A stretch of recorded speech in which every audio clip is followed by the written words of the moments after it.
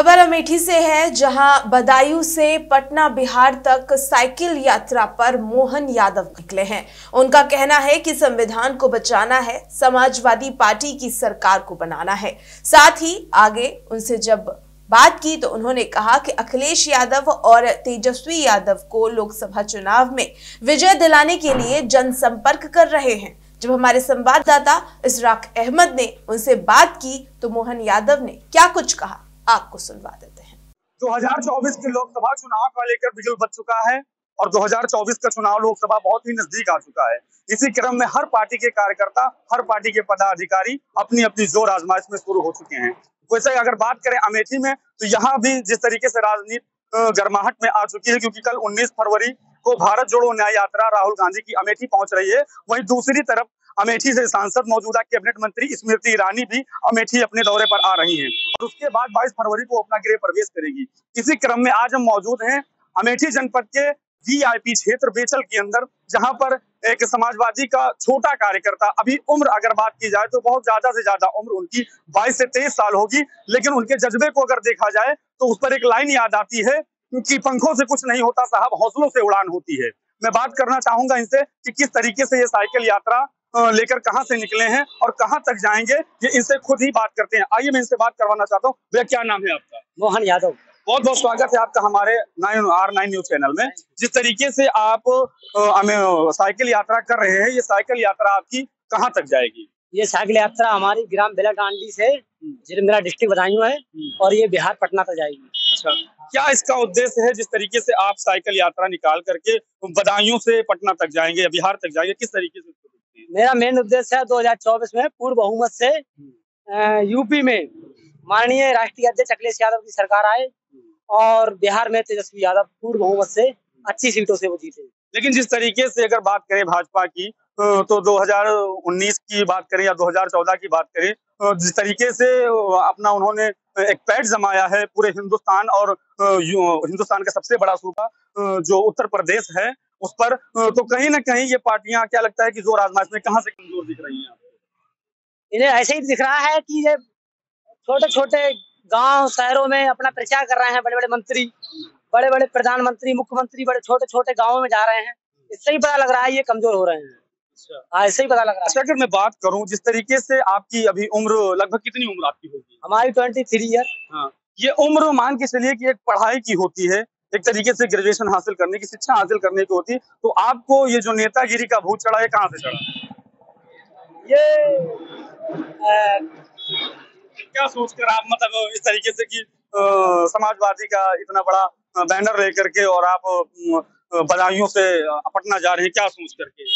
माननीय राष्ट्रीय अध्यक्ष जी अखिलेश यादव युवाओं को आगे बढ़ाना चाह रहे हैं और क्या भाजपा नहीं बढ़ा पा रही? नहीं, कैसे नहीं बढ़ा पा रही? युवाओं को रोजगार दे रही है। अभी देखिए कल से पुलिस भर्ती का पेपर चालू है किस तरीके से, तो आप कैसे कह सकते हैं कि युवाओं को नहीं बढ़ा रही भाजपा? सिर्फ पुलिस भर्ती निकली है, अभी पूरी हुई नहीं है।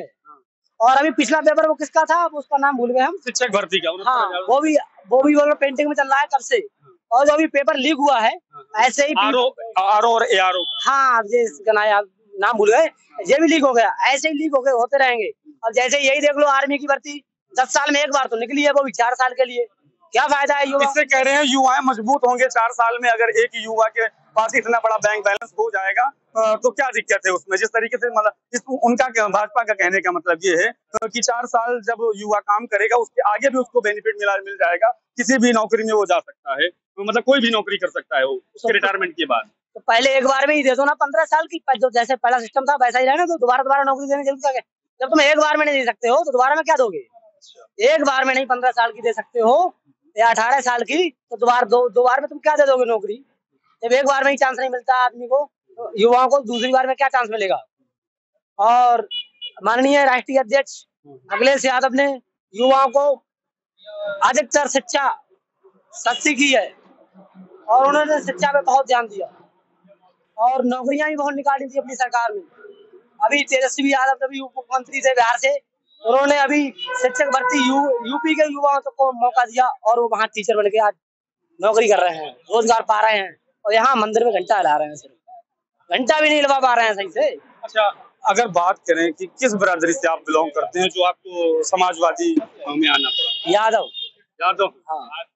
अच्छा, मैं बात करूं, अगर जिस तरीके से आप कह रहे हैं जो सरकारें इतने दिन तक रही, चाहे वो बात कांग्रेस की करें या सपा की करें, तो जो काम कभी कोई सरकार नहीं कर पाई वो भारतीय जनता पार्टी ने 22 जनवरी को प्रभु श्री राम की प्राण प्रतिष्ठा करवा करके वो काम किया, उस पर क्या कहेंगे? अच्छा काम किया है, प्राण प्रतिष्ठा भगवान को विराजमान करना अच्छा काम है।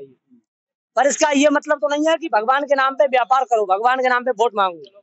ये कहाँ का है? देखो, मैं भी भगवान का भक्त हूँ, मैं भी भगवान राधा रानी का भक्त हूँ, भगवान कृष्ण का भक्त हूँ, भगवान शिव का भक्त हूँ। ये थोड़ी नहीं है कि हम भगवान राम के ऊपर या भगवान कृष्ण के ऊपर या राधा रानी के या भोलेनाथ के ऊपर वोट मांगे या उनका व्यापार करें। हम ये व्यापार कर रहे हैं भगवान राम के नाम पर।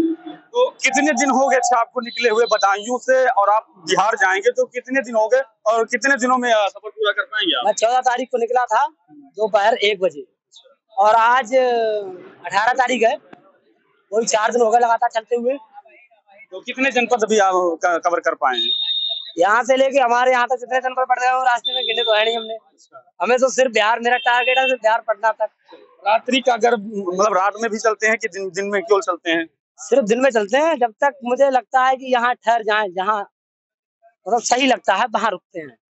हाँ। तो ये उनसे राष्ट्रीय अध्यक्ष से आप मिलकर के इस बात को सोचा था कि अपने मन में ही ये बात आपने बना ली? आपने जिस तरीके से लिखाया है कि संविधान को बचाना है, 2024 में अखिलेश यादव और तेजस्वी यादव को पूर्ण बहुमत से विजयी बनाना है, भारत का विकास, नौकरियां, महिलाओं का सम्मान, रोजगार पाना है, तेजस्वी और अखिलेश यादव को पूर्ण बहुमत से जिताना है। तो जिस तरीके से आप ये लिखा कर आए हैं, क्या भाजपा सरकार, आपको ऐसा लगता है कि महिलाओं के सम्मान की बात हो या नौकरी या विकास की बात हो, इस पर कहाँ भाजपा डिफीट कर रही है या कहाँ भाजपा कमजोर पड़ रहा है? अभी तो 2-4 कांड हुए हैं, आपने खुद सुना है, जेएनयू वाला, दूसरा मणिपुर वाला, ये तो आपके सामने ही है और आगे मैं कुछ कहना नहीं चाहूंगा। आप खुद ही समझ जाएंगे, सभी जनता, भारत देश की जनता जागरूक है, सब समझ रही है कि कैसा महिलाओं का सम्मान है। महिलाएं भी जानती हैं, बस कुछ अंधभक्तों की आंखें नहीं खुली हैं। बस उनके लिए कहता हूँ कि वो सूरदास ना बने, अपनी आंखें खोल के देखें कि क्या हो रहा है देश में। अभी मैं फिर से आपसे वो सवाल करता हूँ, जिस तरीके की आपकी उम्र है, ये उम्र एक पढ़ाई की करने की होती है, आपको ये नेतागिरी का भूत आखिर चढ़ा तो कैसे चढ़ा? क्या देखा आपने जमाने में कि आपको इतना बड़ा कदम उठाना पड़ा कि आप बदायूं से लेकर पटना तक जा रहे हैं साइकिल यात्रा करके? जब वो हमें मौका दे रहे हैं युवाओं को, तो हमें भी आगे बढ़ना चाहिए, सीधी बात है। शिक्षा जरूरी है या नेतागिरी जरूरी है? जीवन में दोनों चीज जरूरी है। दोनों कैसे? एक एक चीज को बताइए। शिक्षा जरूरी है या नेतागिरी जरूरी है? दोनों चीजें। कैसे? देखो, देश चलाने के लिए पहले तो चाहिए शिक्षा, समझदार होना चाहिए। जैसे माननीय राष्ट्रीय अध्यक्ष अखिलेश यादव जी हैं, उनके पास ज्ञान है और वो समझते हैं, और तेजस्वी यादव भी समझते हैं कि युवाओं को किस चीज की जरूरत है, रोजगार की। और जो अनपढ़ होगा वो तो सिर्फ घंटा हिलाना जानता होगा, वो क्या जानेगा नौकरी और क्या रोजगार होता है, क्या युवाओं की भावना को समझेगा। तो भारत के प्रधानमंत्री मोदी जी भी तो पढ़े हैं, यूपी के मुख्यमंत्री योगी आदित्यनाथ जी भी तो पढ़े हैं, यूनिवर्सिटी में पढ़े हैं। बताओ यार, दिखाते तो बिल्कुल जाहिर सी बात है, दिखा दो। तो ये आप भी बता दो कौन सी। हम नहीं बताएंगे, हम क्यों बताएं यार, बताना आपको पड़ेगा ना, जिस तरीके से आप कह रहे हैं। हमें तो पता ही नहीं है कहाँ पढ़े हैं, हमने अब तक सुना ही नहीं कहीं पढ़े हैं। अब वो जाने, भैया पढ़े लिखे हो, उनकी अच्छी बात है, पढ़े लिखो, अब वो जाने की कौन सी यूनिवर्सिटी से पढ़े हैं, और हमें इसके बारे में कोई नॉलेज नहीं है कौन सी यूनिवर्सिटी से पढ़े हैं। चलिए, बहुत बहुत धन्यवाद। तो जिस तरीके से आपने देखा कि ये साइकिल यात्रा करके बदायूं अपने जनपद से और पटना तक जा रहे हैं। फिलहाल कैमरामैन अफजल हुसैन के साथ R9 न्यूज के लिए इसराक अहमद अमेठी।